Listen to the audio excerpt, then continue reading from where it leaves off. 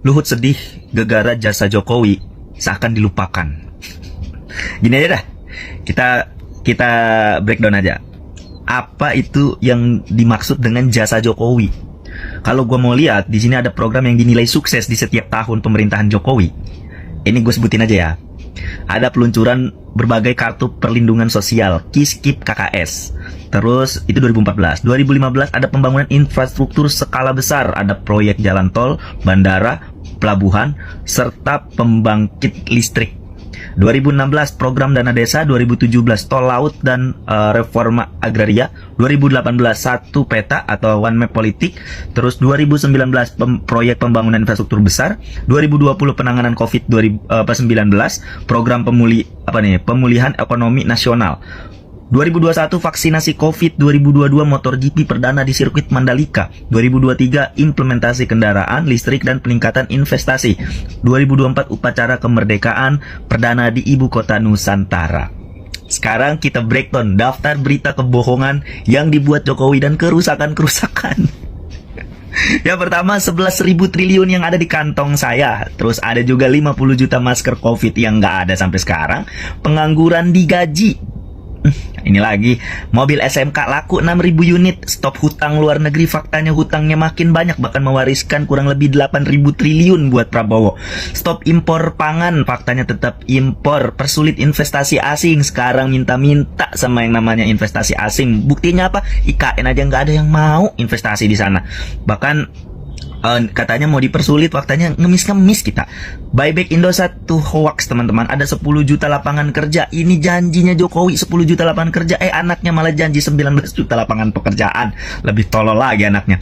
Tidak bagi-bagi jabatan, faktanya ya Allah keluarganya, saudaranya, kalau bisa tukang sapu, supir, semuanya masuk gara-gara dia tuh. Kabinet ramping, alah sekarang diterusin sama Prabowo. Makin gemoy, makin gemuk. Ini warisannya juga masih banyak, warisan Jokowi di kabinetnya Prabowo. Penguatan KPK, faktanya KPK dilemahkan untuk melindungi keluarganya, terkhusus Bobi Nasution yang terlibat tambang dengan Erlangga sampai sekarang nggak diusut. Besarkan Pertamina dalam 5 tahun, bukan besar malah korupsi 900 triliun, bahkan hampir 1.000 triliun. Cetak 3 juta lahan pertanian, apa faktanya para petani? Nggak ada yang makmur dan sejahtera. Buka bank tani, nggak ngerti ini ada di mana banknya sekarang. Swasembada pangan, faktanya nggak ada swasembada pangan teman-teman, semuanya impor, bahkan Bulog lagi banyak aja masih impor beras. Pertumbuhan ekonomi 8%, jangankan 8%, nyentuh 5% aja itu berat banget. Ekonomi meroket, bukan meroket tapi terjun bebas. Dolar 10.000, boro-boro dolar itu terakhir dia ngejabat 16.000. Ini udah setara dengan 98. Tidak menaikkan BBM, tai. Premium hilang, ganti pertalite dari 7.000, dari 6.500 jadi 10.000. Tidak menaikkan tidak impor garam. Apa? Tidak impor gula, kita tidak impor garam kita melimpah. Kita hidup di lingkungan laut tapi kita masih impor gula. Tuh kasusnya Tom Lembong yang diseret gara-gara apa? Impor gula. Dari sekian banyak menteri yang impor gula, dia doang yang ditangkap. Emang ketahuan banget keselnya sama Tom Lembong kayaknya. Listrik murah, tai anjing. Zaman Prabowo aja nih dapat listrik diskon 50%, zaman Jokowi apa? Minyak mentah turun, BBM ikut turun, tai kucing.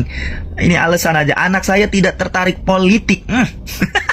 Nggak ada yang tertarik pak. Satu yang jadi ketua partai, terus belum lagi menantu bapak jadi wali kota, terus jadi gubernur. Terus anak bapak yang katanya nggak tertarik sama politik, yang hidupnya katanya sibuk banget, nggak ada urusan sama urusan politik, sekarang jadi wakil presiden jalur MK. Itu juga kalau MK-nya nggak ada pamannya nggak bakalan lolos dia. Banyak lagi cok, kalau satu berita bohong penjara. Jadi gini ya, kalau Luhut sedih karena jasa Jokowi itu seolah dilupakan, bikin jalan tol infrastruktur tuh nggak semuanya duit negara, bahkan lebih banyak duit swasta. Jadi nggak ada yang bisa dibanggain dari itu. IKN investornya itu udah ngamuk-ngamuk tuh yang dari swasta tuh. Malah yang ada cuma ngabisin anggaran. Sekarang aja udah setengah jalan, perawatannya tuh udah mahal banget. Sekarang apa yang mau dibanggain dari hasil kerja 10 tahun Jokowi? Mana jasa yang mana? Bukan soal dilupakan, emang kebanyakan bohongnya, kebanyakan janjinya yang gak ditepatin, kebanyakan dustanya dia sebagai orang politik, kebanyakan pencitraan, kebanyakan bawa kamera, kebanyakan narsis di depan kamera. Itu dia. Jadi gak ada jasa dia yang wah-wah banget tuh, gak ada. Bikin bansos itu, ya itu duit rakyat balik ke rakyat. Itu pun dia ngegelontorin bansos di momen-momen tertentu, apalagi pas mau pemilu 2024 kemarin. Luar biasa. Demi anaknya jadi wakil presiden. Jadi mohon maaf ini mah. Boleh dicek dah. Cek aja jasa Jokowi apa, coba cek dah. Banyakan mana mah bohongnya dia. Lihat, untuk jadi calon presiden nggak laku kok. Di Jawa Tengah lo kandangnya sendiri, di rumahnya sendiri PDP nggak laku. Bayangkan di rumahnya sendiri Ganjar Pranowo itu hancur toh. Oke, saya jawab. Yang penting tuh yang menang bukan PSI. Saja nggak apa-apa Pak Gibran nih, sama maksud saya. Kalau yang menang bagimu kan yang penting yang menang bukan PSI. Itu kemarin. Itu kemarin. Nanti kalau Jokowi berkampanye untuk PSI, PDP tumbang. Nggak mungkin enggak. Kader PDIP berlarian ke PSI itu pasti. Saya tanggapin dulu narasinya Gibran di sini. Kamu nggak perlu menanggapi saya. Kamu nggak ada gunanya bagi saya. Kamu itu cuma sampah. Kamu bisa baca nggak ini kaos ini? Kaos PSI. Lo ngapain saya harus menanggapi sampah? Orang seperti kamu, volumenya saya nolkan.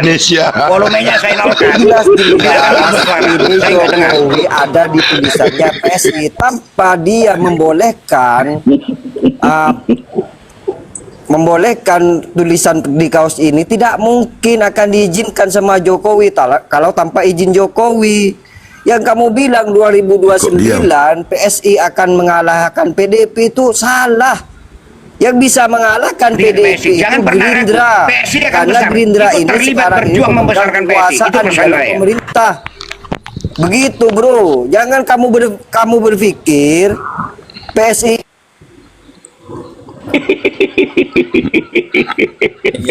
ya waktunya saya ya. Nah, keluar volumenya saya penuhkan lagi. Tadi volumenya saya nolkan. Halo teman-teman, kembali lagi dengan saya di channel YouTube ini. Seperti biasa, saya akan kembali membacakan komentar netizen saya tentang dengan cuplikan video sebelumnya.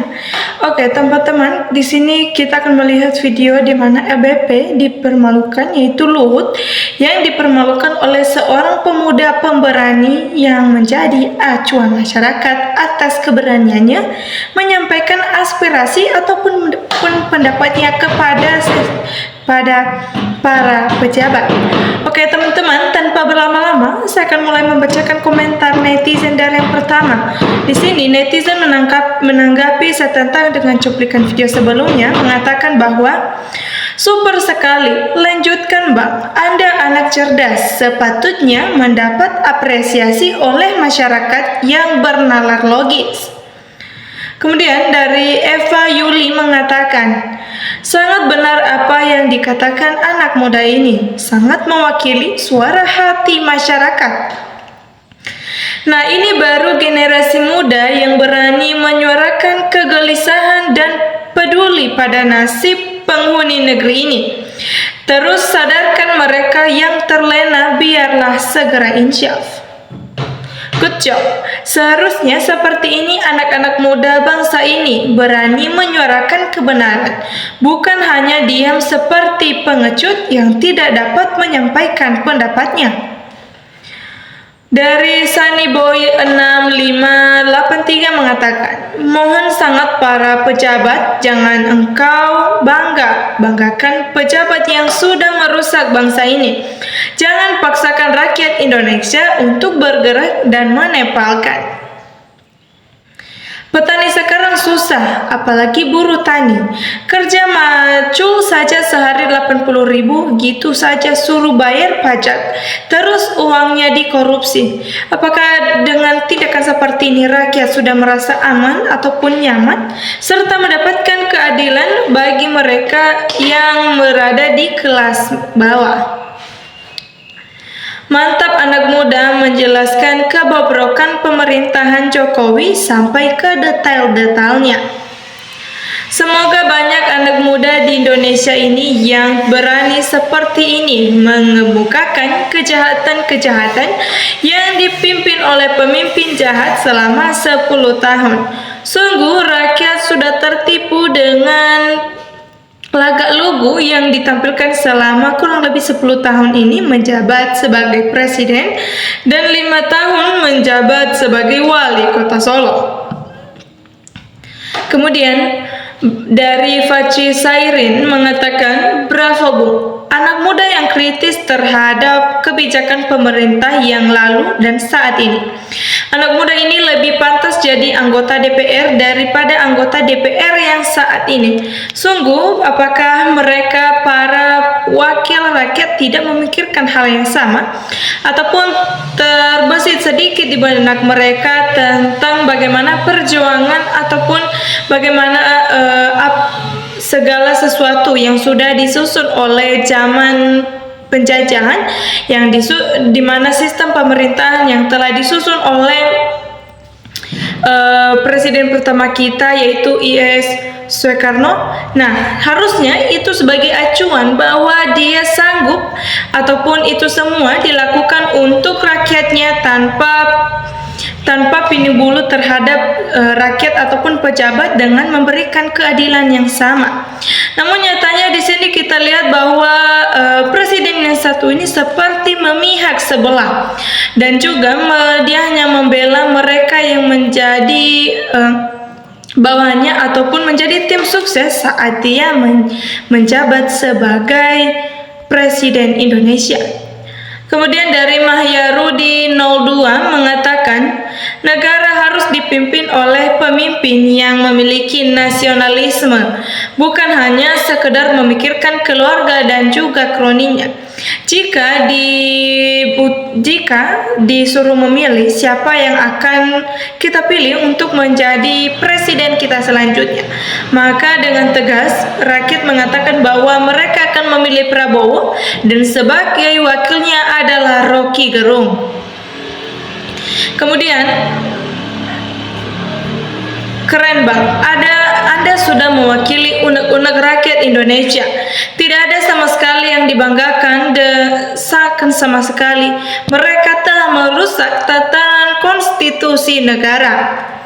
Wakil DPR yang tidak bisa bekerja, yang tidak bisa menyampaikan pendapat, hanya dengan formalitas saja mengadakan rapat paripurna, namun nyatanya tidak ada tindakan ataupun hal yang membuat